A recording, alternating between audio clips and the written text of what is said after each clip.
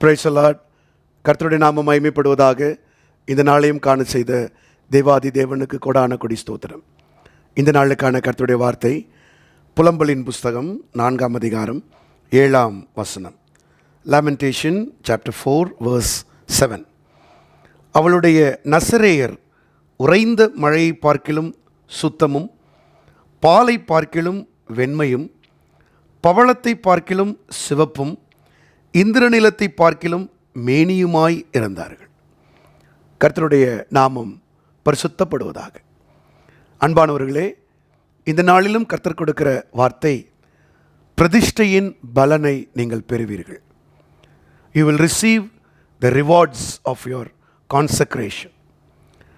கர்த்தரோடு இருக்கிற உறவிலே நாம் பிரதிஷ்டைகளை எடுக்க வேண்டும். நம்முடைய தேவன் பிரதிஷ்டைகளில் பிரியப்படுகிறவர்.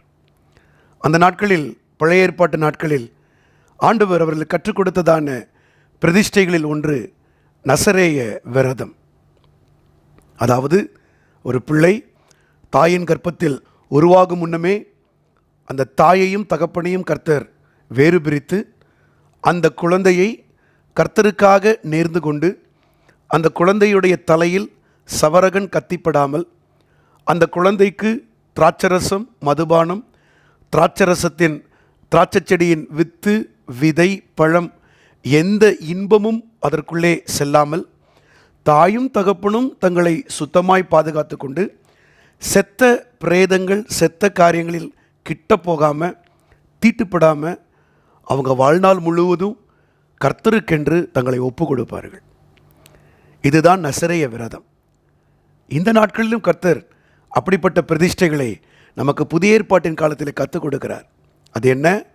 கர்த்தருக்காக பரிசுத்தத்திற்கென்று வேறு பிரித்து ஒவ்வொரு நாளும் சில மணி நேரங்கள் துதிப்பது, சில மணி நேரங்கள் ஸ்தோத்தரிப்பது, சில மணி நேரங்கள் வேதத்தை அதிகமாய் வாசிப்பது, தனியாக சென்று கர்த்தரோடு நேரம் செலவிடுவது, தேவனுடைய ஆலயத்திலே வந்து ஜெபிப்பது, இப்படி பல பிரதிஷ்டைகளிலே, நேரத்திலே, உலக வாழ்க்கையிலே, அனுதின வாழ்க்கையிலே நாம் கர்த்தருக்கென்று பிரதிஷ்டைகளை எடுக்கலாம்.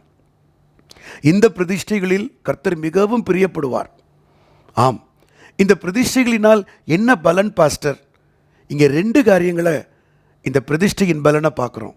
ஒன்று, நாம் சுத்தமுள்ளவர்களாய் மாறிக்கொண்டே வருவோம். நம்முடைய அனுதின வாழ்க்கையில் தேவனோடுள்ள உறவில் கர்த்தர் எதிர்பார்ப்பது பரிசுத்தத்தின் மேல் பரிசுத்தம். நம்முடைய உணர்வுகளில், நம்முடைய உணர்ச்சிகளில், நம்முடைய அனுதின வாழ்க்கையில் பழகுவதில் பரிசுத்தத்தை கர்த்தர் எதிர்பார்க்கிறார். ஆனால் நாம் அதிக நேரம் உலகத்திலே மனிதர்களோடு செலவிடும்போது அந்த பரிசுத்தம் நஷ்டப்பட்டு போகிறது. அப்பொழுது தேவனோடு இருக்கிற உறவிலே விரிசல் ஏற்படுகிறது. அப்பொழுது பிரதிஷ்டை செய்யும் பொழுது பரிசுத்தத்தின் மேல் பரிசுத்தம் நமக்குள்ளே வரும்போது கர்த்தர் நம் மீது பிரியப்படுகிறார். 2வது, அந்த இடத்திலே சொல்லப்படுகிறது சிவப்பு என்கிற ஒரு வார்த்தையை நாம் அங்கே பார்க்கிறோம். பவளத்தை பார்க்கிலும் சிவப்பு. அதாவது நம்மை அதிகமாய் தியாகப்படுத்தி கர்த்தருக்கென்று நாம் ஊழியம் செய்ய ஆரம்பிப்போம். நம்முடைய நேரங்களிலே கர்த்தரோடு இருக்கிற உறவிலே அதிகமாய் தியாகப்படுத்துவோம். ஒரு பக்கம் வெண்மையான பரிசுத்தம், இன்னொரு பக்கம் சிவப்பான தியாகம். இது 2ம் நடக்கும்போது கர்த்தர் நம்மை ஆசீர்வதிக்கிற தேவன். பாருங்கள், சாமுவேலின் வாழ்க்கை நமக்கு தெரியும். சாமுவேல் நசரேய விரதம் உள்ளவன், பிரதிஷ்டையில் தூய்மை உள்ளவன். அவனுடைய தாய் அவனை பெற்றெடுத்த பொழுது சவரகன் கத்திப்படாமல் அவனை கர்த்தருக்கென்று விட்டுவிட்டாள். பால் மறந்த உடனே ஏலியினிடத்தில் கொண்டு வந்து விட்டுவிட்டாள். அதற்கு பிறகு அந்த பிள்ளையினிடத்தில் தாய் வரவே இல்லை. அவன் எப்படிப்பட்டவனாக எழுப்பினான் தெரியுமா? சாமுவேல் தான் முதல் பெயர்செபா மட்டும் அவனுக்கு இருந்த அபிஷேகம் 7 விதமான அபிஷேகம். ராஜாங்க அபிஷேகம், தீர்க்கதரிசியின் அபிஷேகம், ஆசாரிய அபிஷேகம், பிரதான ஆசாரிய அபிஷேகம், ராஜாக்களை ஏற்படுத்துகிற அபிஷேகம், நியாயாதிபதியின் அபிஷேகம், இவைகள் எல்லாம் அவனுக்கு கொடுக்கப்பட்டது. அவனுடைய வாழ்க்கை சிறந்திருந்தது. பிரியமானவர்களே, சாமுவேலை போல கர்த்தர் உங்களை எழுப்பட்டும். அதே வேளையில் சிம்சோனுக்கும் அந்த பிரதிஷ்டையை கர்த்தர் கொடுத்தார். ஆனால் அவன் அதை நஷ்டப்படுத்தினான். வெண்மையும் சிவப்பும் அவனுக்கு இல்லாமல் போனது, சாமுவேலுக்கு கிடைத்தது. அது இல்லாமல் போனபடியினால் சிம்சோன் 40 ஆண்டுகள் நியாய விசாரிக்க வேண்டியவன் 20 ஆண்டுகளிலே தோற்றுப்போனான். இந்த காலைவெளியிலே கான்சக்ரேட் யுவர் செல்ஃப். வாலிப தம்பி தங்கச்சி, ஐயா அம்மா, இந்த காலவேளையில் பார்த்துட்டு இருப்பீங்கன்னா கர்த்தருக்கென்று சில பொருத்தனைகளை, விசேஷ பொருத்தனைகளை, அதாவது பொதுவானவைகள் அல்ல, விசேஷமாக செப்பரேட் கான்சக்ரேஷன் ஒவ்வொரு நாளும் அப்படியே எடுத்து உடையில் எடுக்கலாம், உணவில் எடுக்கலாம், பார்வைகளில் எடுக்கலாம், நம்முடைய நேரங்களில் எடுக்கலாம், எதில் வேணாலும் எடுக்கலாம். கர்த்தருக்கென்று விசேஷமாக நம்ம வரும்போது கர்த்தர் உங்களை விசேஷித்தவர்களாய் வைப்பார், உங்களை மேன்மைப்படுத்துவார், உங்களை உயர்த்தி வைப்பார். இந்த பிரதிஷ்டையின் பலனை கர்த்தர் இந்த நாளிலே உங்களுக்கு தருவாராக. ஜெபிப்போமா?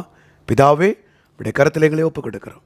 உடைய பிள்ளைகள் தங்களை பிரதிஷ்டைக்கு உட்படுத்த கர்த்தர் உதவி செய்யும்.